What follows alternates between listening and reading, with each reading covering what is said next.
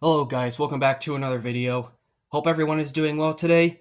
And I did a video recently showcasing some garage sale and thrift store finds that I did over this past summer, but nothing, what I'm about to show you today, could prepare me for what I just came across, like probably even a few minutes ago. There's a thrift store that was pretty close here, but this completely threw me off guard. In this box right here, I paid $15. Just about 15 for everything in this box. And you can already see a lot of what's in here, and yes, I mean $15. This wasn't included. I bought this separate because it looked like something I wanted to buy from Amazon, but that was gonna be like 53, and I got this for 6 instead. So real quick, I just want to go over everything here because this absolutely caught me off guard. So basically, the second video to a thrift store lot. So this is by Radio Shack. This is multiple AV port box that I could hook up a bunch of game systems to. There's even one that's specifically labeled game port, but it even has some RF ports, and it has like 4 of these. So instead of having to unplug and replug back in, I can just hook it up here, and these little buttons can decide which port it wants to go to. I think it's supposed to have an AC adapter that plugs in. There's like one I could find there, but it did not get hooked up with this, so... But I still bought the box because $6 versus 53 is much, much cheaper. So I also got this blue shell Game Boy Advance SP, which, ironically enough, looks like to be in much, much better condition than the one I initially bought that I reshelled. The hinge feels slightly nicer. The inside looks somewhat immaculate. It does not power on. I don't know if it even came with a charger, but that's okay because I already have one. I'll give it a charge, see if it works, and I also have in here Pokemon Sapphire. This was in the slot, and I kid you not when I say this might actually be an official copy, because I looked and saw the Nintendo logo in there, and it even looks official on the back. Taking a closer look at it with the label above, I really hope this is an official. This definitely looks to be an official copy, unlike Pokemon Emerald, which is a reproduction. But this is amazing. Just for the Game Boy Advance alone. I mean, you know what's coming up, but as so much as this works, I'll still be happy if so much as this works. And if I can get Pokemon Sapphire working, a motorcycle DVD, a collection of videos, I assume. I don't know, but it's whatever. Here is what really, really caught my eye: the PlayStation 2 Slim. It's a little bit scuffed up, and wait, oh yeah, yes, this is the Slim model of the PS2. Power button's right there. It's a little bit dirty on the inside, but I think I can give this a little cleaning, and as long as it powers on, I think we should be good to go. It did come with the AV cords and the AC adapter, which is very generous. I wonder if it even came with any games, and if not, then I still think that this might be backwards compatible with the OG PlayStation, and in that case, I already have a ton of games for the PlayStation 1, so... We have a Mega memory card that goes into the PS2. Again, very thoughtful. Oh, here's the plug for the PS2. RF extension. Nice. Mad Catz controller port, and whatever the hell this thing is. A rumble pack or something? I don't know. This thing looks freaking weird, but... Oh, I think I know what this is for. I think you plug it in. It also backs up, like, memory and stuff. Very nice. So let's see here. Whoa! Dare I say mystery DVD? Let's see what's in here. Big Game Hunter 2005 Adventures. This is a hunting game, I assume. I did not know this was in there. I'll give it a little whirl. Whatever this freaking thing is, this movie, Starsky and Hutch. I've never seen this before. What in the world is this? Is this supposed to be? Is this supposed to face like that? Let me see. A little scratched. I don't know. Is that either they burned it on here or I don't know what this is. Oh, dude, I thought there was just like one DVD in here, but there's actually multiple. So this is like a surprise. I've never had this before. A surprise game unboxing.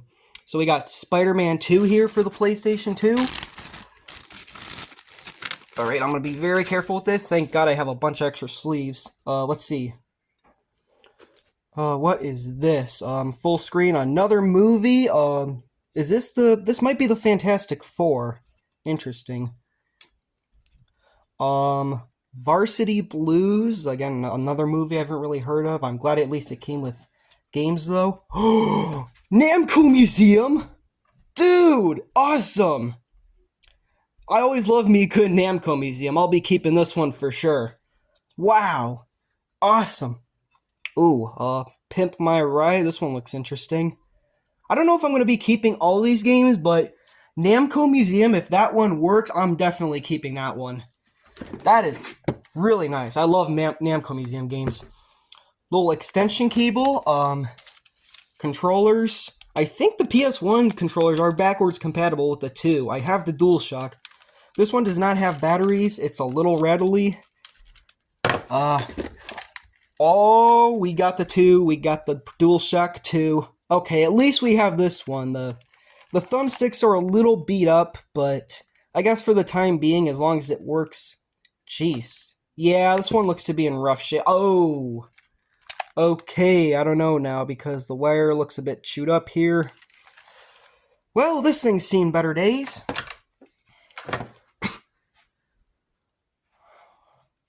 So yeah, that is everything in the box, minus that thing right there, which I paid for separately.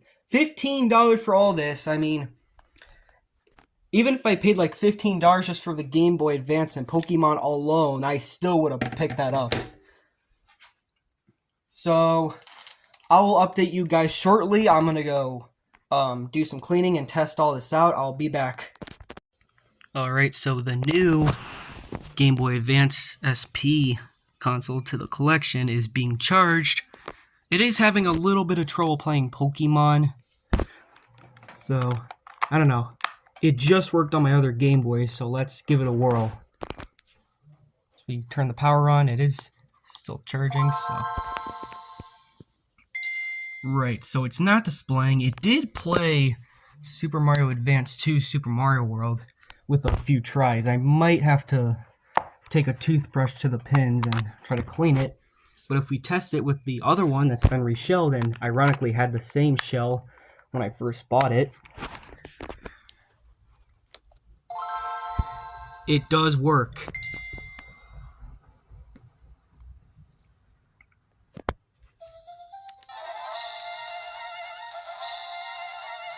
I did just give this little card a cleaning.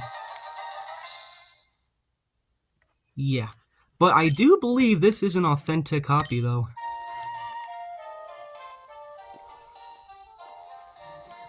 I am very... I mean, as long as I can play this game some way, then I'll still add it to the collection. Thankfully, I will not have to do a shell swap on this one. I do want to keep the original shell this time. I love that little Nintendo logo right there, but, you know, if I have to, like, take a toothbrush to the pins and clean it with IPA, that's perfectly fine. I do that with my games all the time.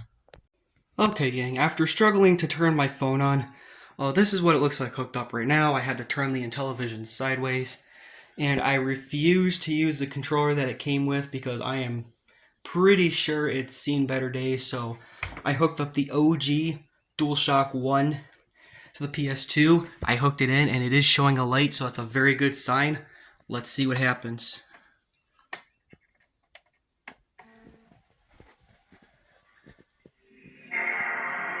Oh my god. It works. That's incredible. Holy shit.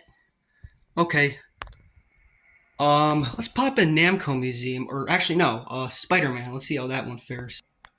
Alright, will it boot up right away, or will I have to do a bunch of mental gymnastics to get this game working? Let's see. And it's spinning. Whoa. What in the world's happened? Guys, is the PS2 the newest console in my collection, or what? I'm sorry if I spoke too soon.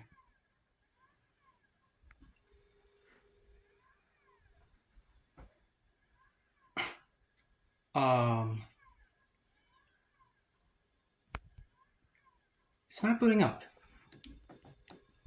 What's going on?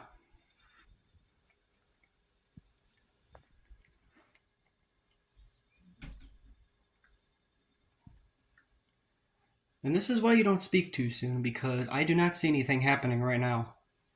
One moment. And I think I can see why.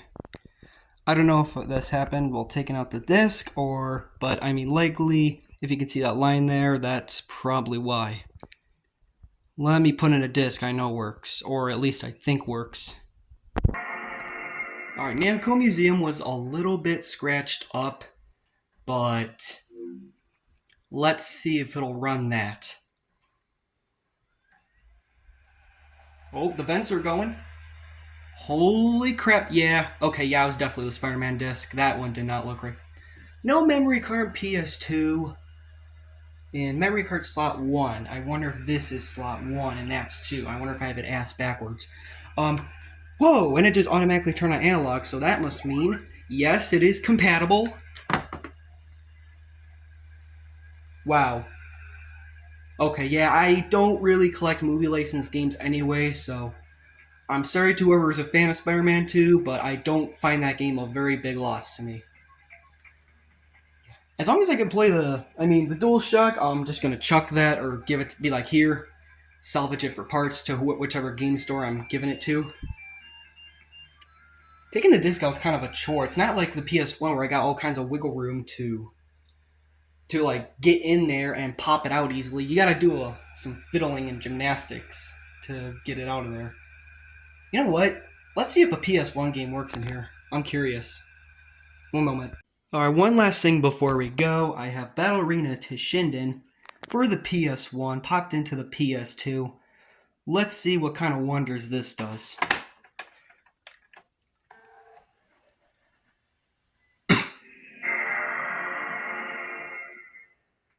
I hear it whirling. Let's see. That's awesome. So not only can I start a library of PlayStation 2 games, I can back up. Brought together by a common Excuse you. Oh, what the hell? Years have passed since this tournament, known only to those in the underworld, was last held. No! Turn it down. I'm trying to talk here. I don't get why a lot of people dislike this game. I think this one's quite alright. I know a lot of people aren't a big fan of this game because of the controls, but I actually had a ball like getting through this game with one of the characters. Alright, well guys, that is going to do it for today's video. I might have to get myself another memory card unless it just can't read it all together. But I think for what it is, like $15 for all of this is phenomenal. And I will hook up, excuse me a second, I will hook up this thing at one point, should I find a way to get power out of this. But guys, thank you for watching. Have a great rest of your day. Goodbye now.